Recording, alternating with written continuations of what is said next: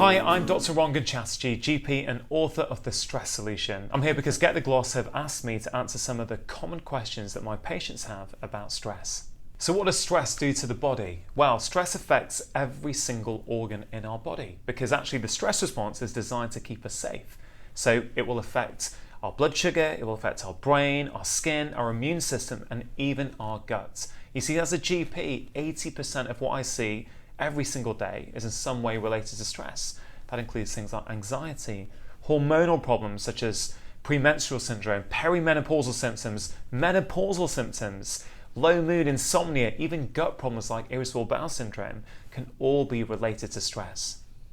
How not to let stress get to you? Well, the first thing we need is to be aware of where stress lives and how stress affects us. And many of us are so busy these days, we're reacting to what the world wants us to react to, we're jumping from task to task. Actually, we've lost that connection between our bodies and our brain. So just taking a bit of time to actually reconnect actually helps us understand when, actually, you know what, we're having a busy day, our shoulders are getting tense, our back pain's starting to come back, our neck feels a little bit tight. These are all symptoms that might indicate that your stress levels are rising. Now, a useful way to think about this is that we've all got our own personal stress threshold, and that will change from day to day depending on what else you've got going on in your lifestyle. So if you've got your personal stress threshold and you wake up in a pretty calm state, you can accumulate what I call micro stress doses. These are little doses of stress that in isolation don't actually cause that many problems, but when they build up and they mount up one after the other, they bring you closer and closer to your own personal stress threshold. When you get to your threshold, that's when the problems arise. You will feel stressed, you'll feel anxious, overreactive, emotional. And so what we want to do is keep ourselves away, as far away as possible from our personal stress threshold. When you wake up in the morning, think about a typical day for many people. Their alarm goes off on their phone. That is micro stress dose number one, jolting them up from a deep sleep. Now, if you'd gone to sleep late the night before because you were binging on Netflix, you're going to be knackered, so you're going to press the snooze button. 6 minutes later, the alarm goes off again. That's micro stress dose number two. Then what you might do is look at your email inbox and see that you've got 4 work emails that you've not responded to. Micro stress dose number 3. You might get a notification on your phone from the gas company that your bill is due. Micro stress dose number 4. And before you know it, you may have left the house with 10 or 15 micro stress doses, which means you're much closer to your personal stress threshold than you would have been otherwise. So we all need a strategy to help keep us away from our own stress threshold. One of the best ways to start your day off the right way is to have a morning routine. Now, a morning routine can take 5 minutes, it can take 1 hour. It really depends on the rest of your lifestyle and how long you've got. My own one currently takes about 15 minutes. But the way to design a perfect morning routine is to think about the 3 M's: mindfulness, movement, and mindset. You can design a morning routine that encompasses those 3 things. So for me, that's a little bit of meditation when I wake up, then a little bit of movement, and then what I'll do, I'll either read something positive or I'll say some daily affirmations. It's a very simple way that doesn't take long, but it sets you up to not only feel calm at the end of your routine, but that calmness will continue for the rest of the day. The other tip I have for you in the morning is actually try and have a golden hour each morning where your phone is either off or on airplane mode. You see, that first moment in the day, there's real potential there for calm and peace. If the first thing you do when you wake up is look at your phone, you suddenly go into reactive mode, whether it's email, social media, what the news channels want you to watch. Really, you've got to take the opportunity to keep yourself away from that stress threshold. One of the simple ways is simply to keep your phone off. A common question is, how do you fix stress-related headaches? There are so many possible causes of stress-related headaches, but actually just be aware that headaches can often be a sign of too much stress in your life. Now, one simple strategy is to actually do some deep breathing, because when we're stressed, our breathing changes. If you are feeling anxious and stressed, you will be breathing fast and you'll be breathing with your chest. So a simple thing you can do is start to focus on breathing with your diaphragm, but you can also try a selection of breaths, and my favorite is called the 3-4-5 breath, where you breathe in for 3, you hold for 4, and you breathe out for 5. Now, just by doing that, By making your out breath longer than your in breath, you activate the relaxation part of your body's nervous system, and you help to switch off the stress side of it. It's a simple thing that if you repeat that 5 or 6 times, it can really help lower the stress response.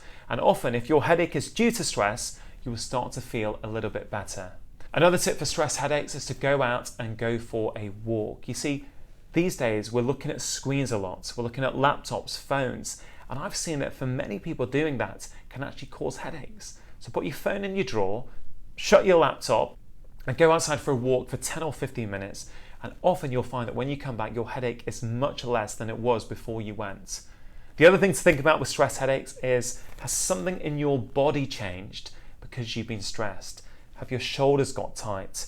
Has your neck muscles got tight? See, the reality is, for many of us, we're accumulating stress in our body, and that often shows up in headaches. Sometimes a massage can help, sometimes some physical therapy can help, or sometimes a workout in the gym can be really, really helpful.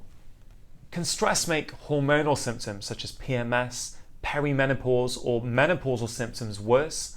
Absolutely, and there's a good reason for that. What you have to understand is what we call the sex steroid hormones are all made from the same precursor, which is something called LDL cholesterol. Now, if you're not feeling stressed, if your life is in balance, then that LDL cholesterol can go one of 2 ways. One way is to make cortisol, which is the body's primary stress response hormone. The other way is to make things like estrogen and testosterone, which are really important for hormonal symptoms. Now, when we're feeling stressed, what happens is, instead of our body beautifully partitioning off resource for both of those things, actually more resource is diverted to making cortisol. So if you think about it, that LDL cholesterol starts to make more and more cortisol at the expense of sex steroid hormones like estrogen and testosterone. And that's why when people are chronically stressed, their hormonal problems can often be worse. As a GP, I often treat my patients' hormonal symptoms by addressing their stress levels. It can be really beneficial. Yes, it can take a little bit longer than a quick fix cure like hormones, but often I find it's much more beneficial in the long term. How do you not bring your stress home with you? You see, at the end of the day, many of us are really close to our own personal stress threshold, and actually trying to plow through and do more work at that point is often counterproductive.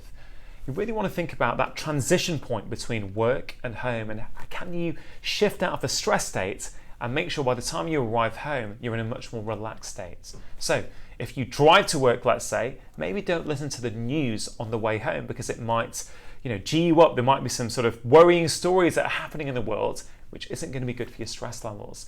If you're on the tube, if you're on a train or a bus, why not transition and use that time for something relaxing, such as listening to music, an inspiring podcast, or even plug in a meditation app on your phone and use that time to actually switch off and unwind.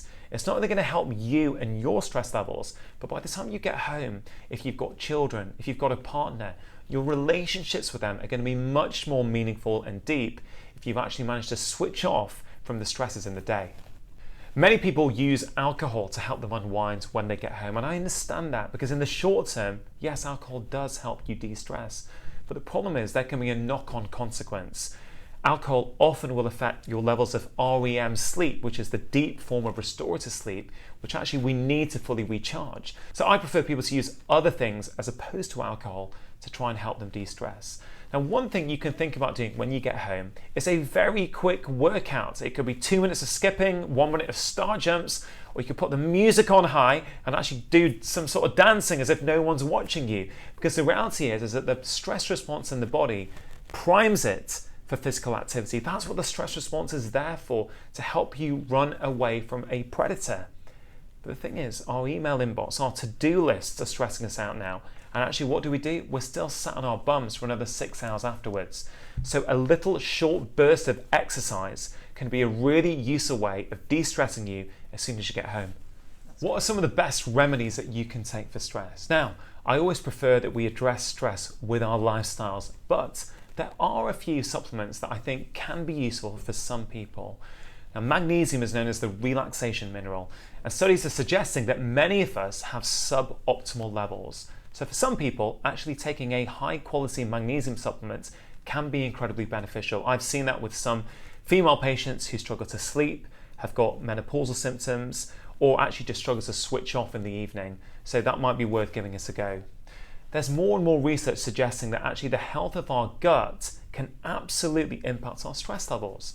With some of my patients, I will try a high quality probiotic to see if that helps with their stress levels. It might be something that you want to consider. Another thing you might want to try is having a bath in the evening. It's a great way to actually prioritize and nurture yourself, help you switch off from the stresses in the day. Now, I've seen a lot of benefit from when people put Epsom salts in their bath, which is a way of taking magnesium in through the skin. It might be something you want to try, and I've seen it help a lot of people. How do you get to sleep when you're feeling stressed and your mind is racing? Well, this can be incredibly challenging because actually one of the commonest reasons why people can't sleep is that they can't switch their minds off. Now, last night I had a speaking event to do and I finished late. By the time I got back to my room, I was wired. I couldn't switch off. I was thinking about the event, and actually I needed to adopt some of these techniques to help me wind down so that I can slip off into a deep, relaxing slumber. Far too many people are trying to do work emails in bed just before they go to bed, shut the laptop, and are expecting to miraculously fall to sleep. But it's not going to happen for most of us. And many of you who've got children will understand that your children need a bedtime routine. They need to be wound down. We don't give them a load of sugar before bed and try and wind them up in that half hour before beds. But as adults, we're really no different. We need that switch off between our daytime and our nighttime. A bath can be a great way of doing this. It can signify that that's the end of the day. Now I'm prioritizing myself. I very much like the idea of shutting our laptop and using that as a signal to our body that actually the day has finished and now I want a nourishing time in the evening. Switching off your technology, whether it's your laptop, your iPhone, your tablet, can be incredibly beneficial for the final hour before bed, not only because of the blue light that you get exposed to from that, but also because you reduce that emotional stimulation to your brain that will keep it active. The other great thing you can think about before going to bed is doing some deep breathing. You could try my 3-4-5 breathing technique when you breathe in for 3, hold for 4 and breathe out for 5. Or you could do something called box breathing, which is when you breathe in for 4, hold for 4, breathe out for 4 and hold for 4 more. You just repeat those breathing methods 4 or 5 times and you really start to relax the body. Many people have persuaded themselves that they're night owls, that they do their best work at night and that they simply can't go to sleep before 1 or 1:30 a.m. Now the reality is for most of us that's simply not true. There are very few genetic cases where actually people are predisposed to being a night owl. In the vast majority of cases it's our lifestyle. Too much light exposure into the evening, too much caffeine. These kind of things can really shift our body clock so that we think we're night owls. For most of my patients who think they're night owls, once I teach them some simple tips on how to actually reset their rhythm, they often find that they can go to bed earlier and they wake up earlier feeling refreshed. Simple tips there are enjoy your caffeine before noon. Even a large cup of coffee at midday, a quarter of that will still be in your bloodstream at midnight. That's an incredible amount. People aren't thinking about that when it comes to caffeine. And the other thing you really want to do is expose yourself to natural light in the day as much as possible, but even 15-20 minutes at lunchtime makes a big difference in helping you sleep in the evening. And the final thing is really minimize how much light, particularly electronic light, you're exposed to in the evening. If you can switch off devices early, brilliant. If not, put the night mode on them. Most devices have that now. Or you can invest in some blue blocking glasses so that if you are going to be on your laptop or phone in the evening, you pop on these glasses that help reduce how much blue light you're exposed to. What's the best exercise for stress? Anything you want, anything you enjoy, because the reality is the stress response in the body primes it for physical activity.